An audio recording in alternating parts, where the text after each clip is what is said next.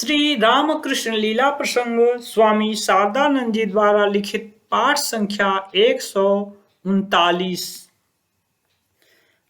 भाव समाधि तथा दर्शन संबंधी कुछ बातें। श्री रामकृष्ण देव के लिए निर्विकल्प भूमि में आरूढ़ होने के मार्ग में उपस्थित होने वाली बाधा। इस प्रकार ईश्वरानुराग के प्राबल्य से संसार के किसी भी पदार्थ या व्यक्ति पर मन का कोई विशेष आकर्षण या खिंचाव न रहने के कारण ही श्री रामकृष्ण देव के लिए निर्विकल्प समाधि के मार्ग में सांसारिक किसी भी तरह की कामना वासनाएं बाधक नहीं हुई। केवल मात्र श्री जगदम्बा की वह सौम्या सौम्यतरा शेष सौम्यभ्यस्त्वति सुंदरी मूर्ति ही उस मार्ग में बाधा के रूप में उपस्थित हुई थी, जिसे श्री रामकृष्ण देव उस समय तक अत्यंत भक्ति के साथ पूजते तथा प्रेम पूर्वक सारासार परात्पर तत्व मानते चले आ रहे हैं।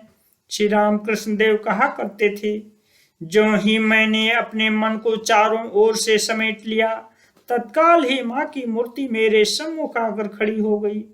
उस समय उनको त्याग कर आगे बढ़ने की मेरी इच्छा नहीं हुई। जब जब मन से सारी वस्तुओं को हटाकर निरालंब रूप से रहने की मैंने चेष्टा की, तब तब ऐसा ही होने लगा। अंत में खूब सोच विचार कर मन में विशेष बल संचय कर ज्ञान को खड्ग के रूप में समझकर उसके द्वारा उस मूर्ति को मैंने मन ही मन दो टुकड़े कर डाला। तब मन में और कुछ न रहा। उस समय बिना किसी प्रकार की बाधा के मन एकदम निर्विकल्प भूमि में पहुंच गया। हमारे समीप उनकी ये बातें निरर्थक जैसी प्रतीत होती हैं, कारण हमने कभी जगदम्बा की किसी मूर्ति या भाव को यथार्थ रूप से अपनाया नहीं है। हमने कभी किसी को हृदय से प्रेम करना नहीं सीखा है। हम लोगों में इस तरह का पूर्ण प्रेम, मन के अंतस्तल तक को व्याप्त कर अवस्थित रहने वाला प्रेम, अपने इस मांस पिंड रूप शरीर तथा मन पर ही आबद्ध है। इसीलिए मृत्यु या मन के आकस्मिक आमूल परिवर्तन से हम सदा डरते रहते हैं। श्री रामकृष्ण देव की स्थिति वैसी नहीं थी। संसार में एकमात्र जगदम्बा के पाद पद्मों को ही उन्होंने हृदय से सार समझा था और उसी पाद पद्म का ध्यान करते हुए उनकी श्री मूर्ति की दिन रात सेवा कर वे समय व्यतीत कर रहे थे। अतः उस मूर्ति को जब वे एक बार किसी प्रकार अपने मन से हटाने में समर्थ हुए, तब और ऐसी कौन सी वस्तु थी जिसका आश्रय लेकर उनका मन संसार में अवस्थित रहता। एकदम आलंबनहीन तथा वृत्ति रहित होकर वह निर्विकल्प अवस्था में जा पहुंचा। पाठक, यदि यह समझना कठिन प्रतीत होता हो तो कम से कम एक बार कल्पना के द्वारा इसे समझने का प्रयास करना। तब आपको विदित हो जाएगा कि श्री रामकृष्ण देव ने श्री जगन माता को वास्तव में कहाँ तक अपनाया था। किस प्रकार 16.5 आने मन देकर उन्होंने जगदम्बा से प्रेम किया था। 21 दिन तक जिस भाव में अवस्थान करने से शरीर नहीं रहता है, उस भाव में 6 महीने तक रहना। इस निर्विकल्प भूमि में 6 महीने तक निरंतर श्री रामकृष्ण देव ने अवस्थान किया था। वे कहा करते थे, साधारण जीव जिस अवस्था में पहुंचकर पुनः वहां से वापस नहीं आ सकता, केवल 21 दिन तक रहने के बाद सूखा पत्ता जिस प्रकार अपने आप पेड़ से झड़ जाता है, उसी प्रकार उसके शरीर की भी दशा होती है। वहां मैं 6 महीने तक अवस्थित था। किस तरह दिन रात व्यतीत हो जाते थे, इसका मुझे कोई पता नहीं चलता था। मृत व्यक्ति के मुंह तथा नाक के अंदर जैसे मक्खियां घुस जाती हैं, मेरी भी वही स्थिति थी, किंतु मुझे कोई ध्यान नहीं रहता था। केसों में धूल जमकर जटा बन चुकी थी। कभी कभी अपने आप शौचादि हो जाता था, इसका भी मुझे कोई होश नहीं रहता था। ऐसी स्थिति में शरीर का रहना क्या कभी संभव हो सकता है?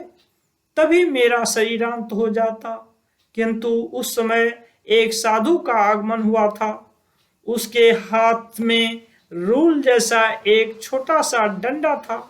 वह मेरी अवस्था को देखकर ही सब कुछ जान गया था तथा वह यह समझ गया था कि इस शरीर के द्वारा माँ को अभी बहुत कुछ कराना अवशिष्ट है। इसकी रक्षा करने से अनेक लोगों का कल्याण होगा। इसलिए भोजन के समय खाद्य सामग्री मेरे सम्मुख लाकर मार मार कर मुझे होश में लाने का वह प्रयास करता था। कुछ होश होते देखते ही बलपूर्वक वह मेरे मुंह में उन वस्तुओं को ठूंस देता था। इस तरह किसी दिन भोजन का कुछ अंश मेरे पेट में पहुंच जाता था और किसी दिन कुछ भी नहीं।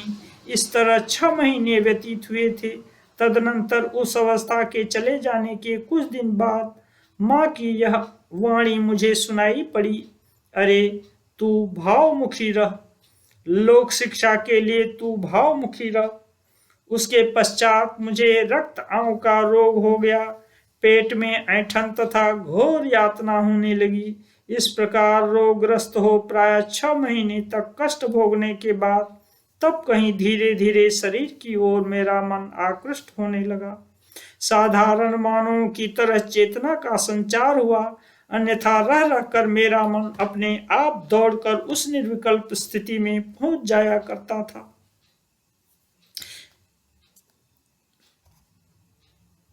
श्री रामकृष्ण देव की समाधि के संबंध में कप्तान की उक्ति। वास्तव में श्री रामकृष्ण देव के शरीर छोड़ने के 10-12 वर्ष पहले भी जिन्हें उनके दर्शन करने का सौभाग्य मिला था, उनके मुंह से भी हमने यह सुना है कि उस समय तक श्री रामकृष्ण देव का वार्तालाप श्रवण करना उनके लिए प्रायः संभव नहीं होता था। 24 घंटे उनकी भाव समाधि लगी रहती थी, अतः वार्तालाप करना कैसे संभव हो सकता था। नेपाल सरकार के कर्मचारी श्री विश्वनाथ उपाध्याय महोदय के, जिन्हें श्री रामकृष्ण देव कप्तान कहकर पुकारा करते थे, मुंह से हमने सुना है कि लगातार 3 दिन 3 रात तक उन्होंने उन्हें निरंतर समाधि मग्न रहते हुए देखा है। उन्होंने यह भी कहा था कि श्री रामकृष्ण देव की उस प्रकार की दीर्घकाल व्यापी गहरी समाधि के समय उनके श्रीअंग में गर्दन से मेरुदंड के नीचे के हिस्से तथा घुटने से पैर तक के तलवे तक ऊपर से नीचे की ओर बीच बीच में गाय के घी की मालिश की जाती थी। उसके फलस्वरूप समाधि की उच्च भावभूमि से मैं मेरा के राज्य में पुनः अवतरण करने में उन्हें सुविधा प्रतीत होती थी। इस संबंध में स्वयं श्री रामकृष्ण देव की उक्ति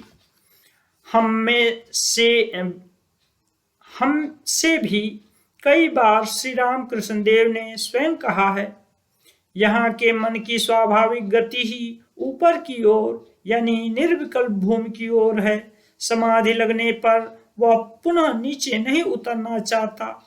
तुम लोगों के लिए बलपूर्वक मैं उसे नीचे उतार लाता हूँ। नीचे की किसी एक वासना का अवलंबन किए बिना मन के लिए उतारने का बल नहीं मिलता। इसीलिए जल पीना है, सुख तो एक प्रकार की तरकारी खानी है, अमुक को देखना है, वार्तालाप करना है, ऐसी छोटी मोटी किसी भी वासना को मन में जागृत कर बारंबार उसकी आवृत्ति करते रहने पर तब कहीं मन धीरे धीरे नीचे की ओर शरीर की ओर उतरता है और जब कभी कभी उतरता हुआ वह पुनः ऊपर की ओर तीव्र गति से दौड़ने लगता है, तब उसे उक्त छोटी मोटी इच्छाओं के द्वारा आबद्ध कर नीचे उतारना पड़ता है।